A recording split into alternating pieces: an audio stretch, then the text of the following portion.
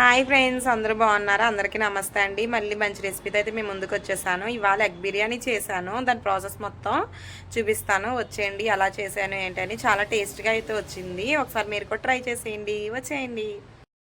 వేడి వేడి egg biryani ready అయిపోయింది. చూసేయండి. సూపర్ మంచి స్మెల్ వచ్చేస్తుందండి. మీరు కూడా ఒకసారి ట్రై చేసి ఎలా ఉంది ఏంటి అన్నది కామెంట్లో చెప్పండి. ఒక ప్యాన్ పెట్టేసుకొని దీంట్లోనే 2 స్పూన్లు నెయ్యి వేసుకోవాలండి. దీంట్లోనే 3 స్పూన్స్ ఆయిల్ వేసుకోవాలి. ఆయిల్ అనేది హీట్ ఎక్కిన తర్వాత ఆనియన్స్ కట్ చేసి పెట్టుకున్నాం కదండి సన్నగా, వాటిని దీంట్లో వేసేసుకోవాలి.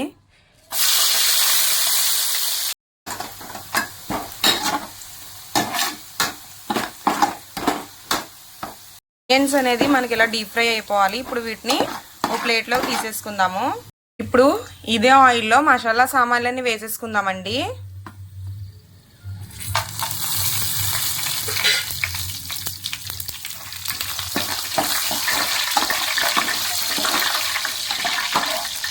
ఇంట్లోనే కొంచెం అల్లం వెల్లుల్లిపాయ పేస్ట్ కూడా వేసేసుకుందాము.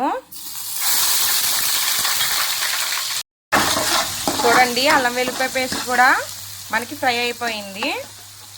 ఇప్పుడు దీంట్లో మనం కొంచెం టమాటాలు వేసుకోవాలి. ఇందాక ఫ్రై చేసి పెట్టుకున్నాం కదండి ఆనియన్స్, అవన్నీ వేసేసుకోవాలి. దీంట్లోనే కొంచెం కొత్తిమీర వేసుకోవాలి. దీంట్లోనే కొంచెం పుదీనా కూడా వేసుకోవాలండి. చిల్లీస్ కూడా వేసుకోవాలి.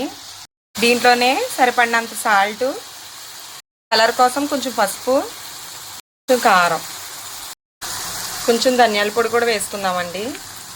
చికెన్ మసాలా కూడా వేసుకుందాము. ఇప్పుడు బిర్యానీ మసాలా కూడా వేసుకుందామండి.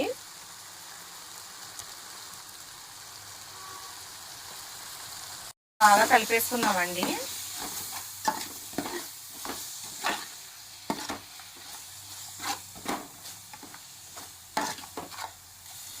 మంచి స్మెల్ వచ్చేస్తుందండి. మసాలాలన్నీ వేసాం కదండి. దీన్ని బాగా కలిపేసుకోవాలి. కలిపేసుకున్న తర్వాత దీంట్లోనే ఒక హాఫ్ పెచ్ లెమన్ పిండుకుందాము. ఇదిగోండి చూడండి, హాఫ్ పెచ్ లెమన్ వేసేసుకుందాము. ఇప్పుడు దీంట్లోనే ఒక 2 స్పూన్స్ పెరుగు వేసుకుందాము.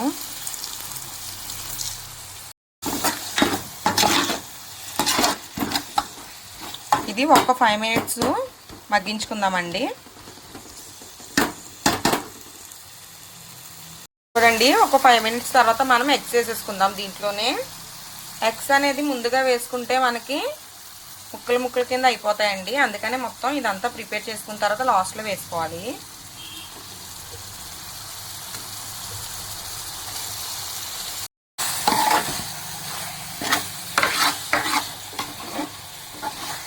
సింపుల్గా ఒకసారి మీరు కూడా ఈ స్టైల్లో రెసిపీని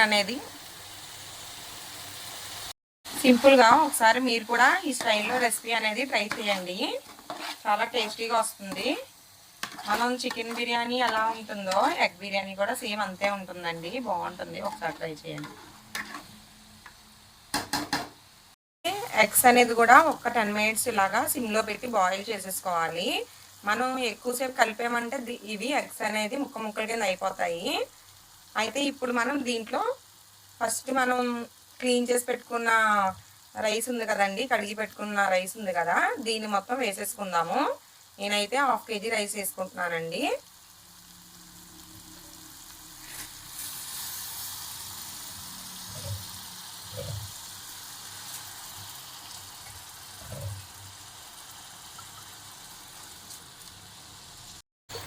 రైస్ వేసుకున్న తర్వాత కలిపేసుకోవాలండి.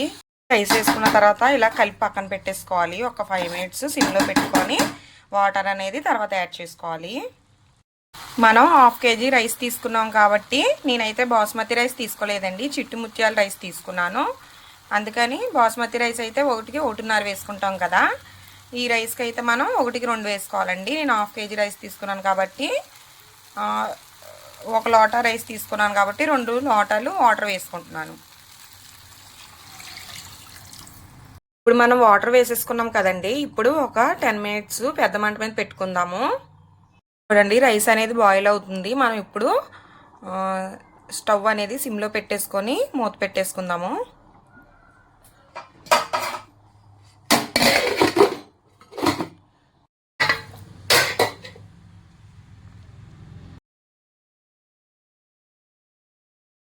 చూడండి అయిపోయింది. ఎగ్ బిర్యానీ అనేది రెడీ అయిపోయింది మనకి.